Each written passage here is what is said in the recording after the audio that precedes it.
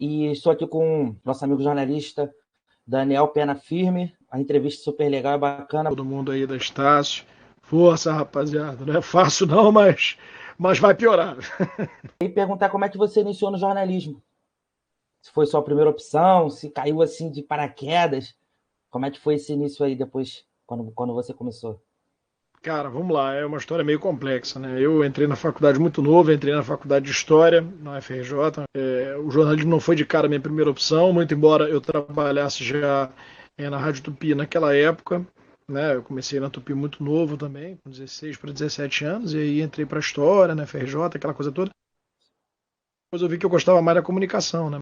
Porque eu já trabalhava de maneira que acabei trocando de curso, né? Larguei a UFRJ, aí fui fazer jornalismo, acabei concluindo a UFRJ anos depois, então eu tenho dupla formação, né? E aí, depois da Rádio Tupi, eu fui Jornal Povo, depois do Jornal Povo passei para a TV Bandeirantes, né? Fui estagiário da Band, tudo isso como estagiário, né? Depois voltei para a Rádio Tupi, onde eu fiquei um bom tempo, né? Foi para 93 FM, porque aí tem aquela coisa, um estágio vai puxando o outro, Sim, vai vai puxando. puxando o outro, sim. E aí fui para 93 FM, depois para o Sistema Globo de Rádio, né? Aí já como profissional contratado para as rádios Globo e CBN, era o máximo para quem queria trabalhar em rádio naquela época, trabalhar no Sistema Globo de Rádio, né? Onde eu fiquei longos 6 anos. Depois fui demitido e tal, e aquelas coisas malucas que sempre acontecem, né? Reestruturação, mudança de direção, seja lá o que for. Fui trabalhar em jornal, Globo, Extra, Expresso, né, que é o popular do jornal Extra.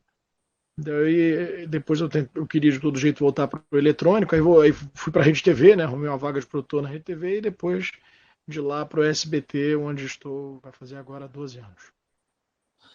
Isso tudo já como jornalista esportivo ou trabalhou também em outros segmentos, esse esporte? Não, eu trabalhei em tudo que você pode imaginar. O esporte foi o segmento que eu menos trabalhei, curiosamente.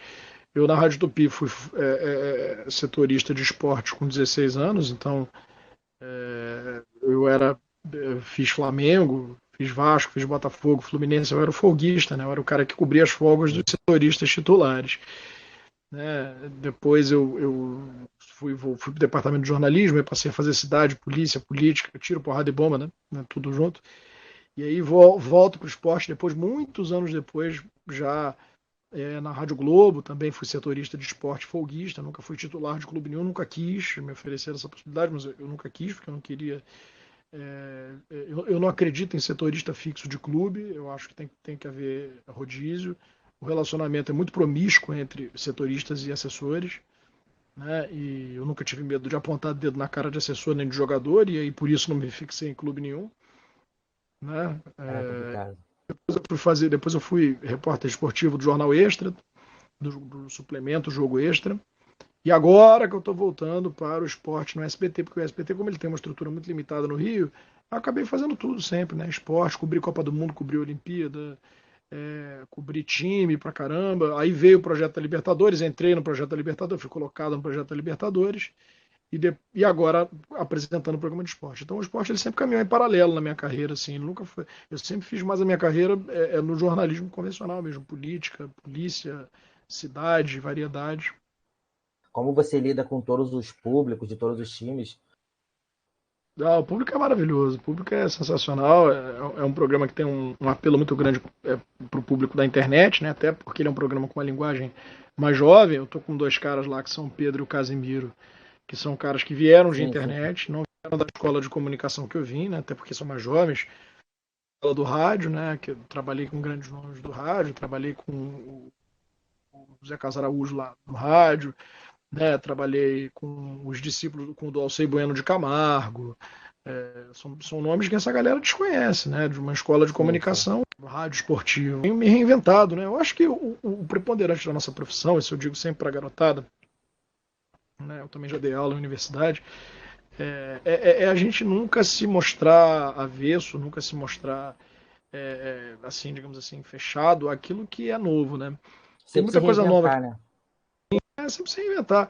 Tem muita coisa nova que é muito ruim, mas também tem muita coisa nova que é muito boa. né? Sim, Eu sim. acho que essa interface com a internet e esses novos caminhos, podcast, lives, é um caminho muito bacana e o SBT Sport Rio ele tem essa pegada, né, de internet, Twitter o tempo todo, o pessoal interage. Tem sido uma experiência diferente. O Twitter hoje praticamente é a temperatura, né? Dos torcedores, Ah, onde dá para ver mais assim, temperatura em jogos, em notícias e tal. eu tenho um pouco de receio só de tirar o todo pelo Twitter, porque o telespectador do Twitter não necessariamente é um cara mais velho e mais pobre. O Twitter é mais jovem e mais rico, Sim, né? sim. O meu sogro, por exemplo, que é um sujeito idoso, ele tem 75 anos, torcedor do Flamengo, que conserva o hábito de ver resenha esportiva na televisão, e é um cara de classe D, por exemplo, cara mais pobre, ele responde a uma fatia expressiva do público do SBT em geral e da televisão em geral. Então a opinião dele muitas vezes não tá com a rede social. A rede social ela tem meio que vida própria, né? Ela pauta até determinado ponto. Vamos lá, vamos pegar o Flamengo, por exemplo. Existe um descontentamento geral da torcida do Flamengo com o atual treinador, independentemente do Flamengo estar vencendo ou não. O nível de comentários no Twitter ele vai dar só a proporção desse descontentamento que realmente Isso. existe, entendeu? Mas muitas situações que são pertinentes ao Twitter não são pertinentes à vida fora do Twitter. Muita hashtag que é levantada no Twitter não encontra respaldo na vida cotidiana, no meu porteiro, aqui embaixo, aqui no edifício, que não tem Twitter, que já é um coroa e tal. Então a internet meio que tem vida própria. Eu acho que a gente não pode hiperdimensioná-la, né? E também não pode não olhar devidamente para ela. Ela tem que ter um olhar bem particular. Sim, sim. É, eu estava acompanhando sua rede social e tudo mais, olhando, né? A sua relação profissional, assim, tanto com o público, tanto com outros colegas de trabalho que não gostam de expor. O que, que você acha, assim, sobre isso? Olha, eu não tenho digamos assim, um balizador para dizer se atrapalha ou não, porque assim, nunca foi diferente na minha vida. Eu sempre fui assumidamente tricolor, então eu não tenho um referencial do que seria não ser assim, né? Então não posso dizer que atrapalha. Sim. No entanto, eu acredito que não. Essa coisa Isso, por exemplo, é uma colaboração, é uma novidade que a nova comunicação, e principalmente essa garotada, traz para nós, né? Esse tempo de que o fulano não podia dizer o time, o Galvão Bueno ficou anos para dizer que era Flamengo, sabe? É uma coisa que é um conceito ultrapassado. Sabe? Todo mundo sabe qual é o time do Casagrande, todo mundo sabe qual é o time do Caio Ribeiro, todo mundo sabe qual é o time do Gerson. E não atrapalha em nada, em absolutamente nada a credibilidade. Pelo contrário, o fato de você torcer para um time, ele faz com que você faça cessar aqueles comentários, tá vendo? Fulano tá falando isso porque no fundo ele é tal. Fulano tá fazendo isso. Não, todo mundo sabe que eu sou fluminense, sou mesmo, acabou. Brinco, digo que o Fluminense é o campeão da Libertadores já antecipado, que vai ganhar do Flamengo numa eventual semifinal e acabou. E recebo muito carinho, muito respeito, até dos torcedores adversários. Aliás, um episódio curioso que aconteceu comigo veio da própria torcida do Fluminense. A torcida que mais me malha e mais me metralha é a torcida do time para o qual eu torço. É, Né? O Flamengo e Flamengo União La Calera, né, na Libertadores.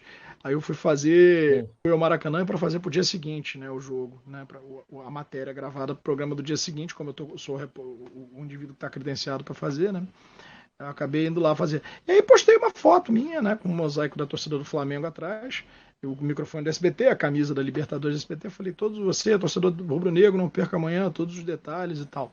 E E, sofreu hate por causa disso. porra pra cacete. E a torcida do Flamengo toda dando ok, legal, beleza, valeu, é isso aí. Não seca o meu Mengão, não. Uma brincadeira hiper saudável.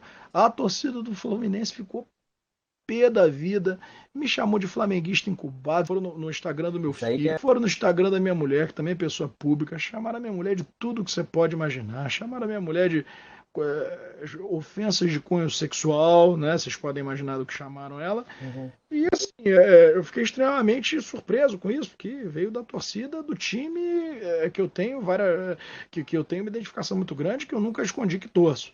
Né? Então, assim, tem uma coisa de agressividade, mas eu acho que é muito da internet e tal. Isso em nada tira a credibilidade. Quando eu preciso descer a lenha no Flamengo, no Fluminense, no Vasco, no Botafogo, eu desço e acabou a vida que segue. Então, assim, em resumo, eu lido muito bem com isso, eu lido muito bem com qualquer aspecto derivado de eu ser fluminense, de eu ser apresentador de televisão. Eu lido muito bem com tudo, com muita naturalidade. Eu falo com vocês aqui com a mesma naturalidade como eu falo com o cara aqui na porta, com o meu chefe hoje, que a gente teve uma reunião lá no SBT, após o programa, que foi uma reunião da gente trabalhar questões ligadas, discutir questões ligadas ao programa, aos projetos que vem aí, Copa América, então foi uma reunião tensa, né? Ninguém é tensa no sentido de que realmente era uma reunião importante, não tinha nada de demissão, nem briga de ninguém, mas assim, eu sou a mesma pessoa, não deixo nada subir a cabeça e trato todo mundo com educação, carinho e respeito, e eu acabo recebendo isso de volta, sabe? Tem aí meia dúzia de hate, mas isso tem em qualquer lugar. Isso que vale. Deixa eu fazer mais uma pergunta. Qual, assim, a sua experiência assim, mais hoje, assim, como jornalista ou trabalhando em outras funções no jornalismo? Nunca mais vai esquecer. Algum momento com o ídolo, algum momento marcante, assim, sobre até futebol, sobre outra coisa, assim. E, nossa, Contar pra gente? foram várias, cara, foram várias. Eu fiz muita matéria de prestação de serviço, de comunidade, cidade, polícia, essas coisas, né? Então eu lembro de uma matéria muito braba que eu fui fazer, de um erro médico num parto de uma menina de 15 anos, família pobre, mas assim, sabe, você vê que a família tinha muita dignidade, sabe? Essa matéria me marcou muito. E também tem aquelas coisas de sempre, né? Cobrir visita presidencial ao Rio de Janeiro, né? Fotos com presidentes vários, carnaval, Marquês de Sapucaí, escola de samba, você tá junto com personalidades, camarote, o lado bom do jornalismo e também tá no dia seguinte dentro lá do tiroteio, se jogando atrás de um carro de polícia no chão porque a bala vai estar comendo na tua cabeça. Então, assim, o jornalismo tem essas coisas, né? São inúmeros momentos. Um dia eu vou escrever sobre isso. Eu não gosto dessa coisa que está se instalando no jornalismo atual de afastamento do povo. Acho que o jornalismo atual virou uma trincheira de militância ideológica e o jornalismo se divorciou da sociedade. A Hoje gente em dia está é muito complicado você ter é, acesso a um jornalista.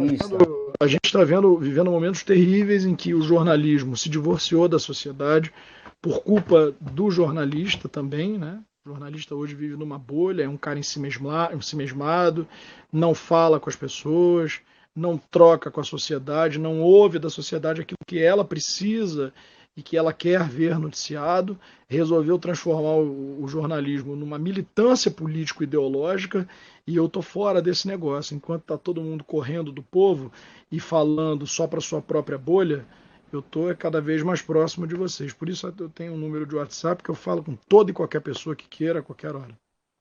Tá bom, muito obrigado. Antes de encerrar, Daniel, eu queria só se você desse um recado aí, uma palavra de incentivo para os nossos amigos alunos aí de jornalismo. Incentivo é o seguinte, cara, é difícil, é complicado, tá complicado o mercado de trabalho, as redações se enxugando, o mercado passando por diversas transformações, mas assim, eu tenho 24 anos de carreira, eu nunca ouvi falar que estava fácil.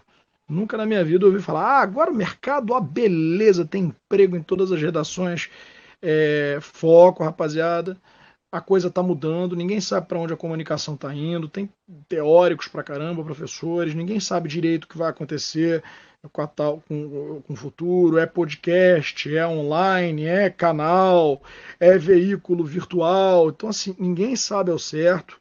Tentem tirar partido dessa onda toda da internet, dessa coisa toda que está chegando, que já é uma realidade para muita gente. Canais, podcasts, essa coisa toda dessa comunicação que não está ligada a grandes veículos. Os grandes veículos são todos eles em crise, todos eles passando pires, todos eles impactados, sem saber o que vão fazer diante dessa nova forma de comunicar, em que você tem lá um sujeito com 1 milhão, 2 milhões de seguidores, formador de opinião, o cara em si é uma agência de notícias, é digamos assim, um sujeito com poder de dar opinião e programas de televisão com inserção e com engajamento muito menor do que o cara. Então, assim, é tudo muito novo, não se assustem com isso e tentem se aproveitar disso da melhor forma. Muito obrigado Pô, só agradecer aqui a sua participação, cara. Tamo junto, amigo. Abraço.